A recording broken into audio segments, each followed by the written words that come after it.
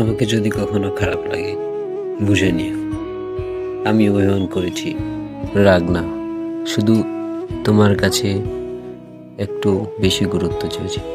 মানুষ রাগে না, যার কাছে কেউ না থাকে। রাগ তো তারাই করে যাদের হৃদয়ে কেউ থাকার অধিকার রাখে। আমি হয়তো কথা কম বলবো, হয়তো চোখের দিকে তাকাবো না, হয়তো তোমার মেসেজ দেখেও রিপ্লাই দিব না, কিন্তু তার মানে এই না তোমাকে তোমাকে হারানোর ভয়টা আরো বেশি পেয়েছি। তাই আমায় বুঝে নিও, চলে যেও না। কারণ যেদিন আমি সত্যি সত্যি চুপ হয়ে যাব, সেদিন চোখের জল আর আমাকে ফিরিয়ে আনতে পারবে না। আমাকে যদি খারাপ লাগে তখন শুধু একটা কথা বলো, আমি আছি, তুমি একা নও। দেখবে সব ব্যথা সেরে যাবে। কারণ ভালোবাসা অনেক বড় শব্দ।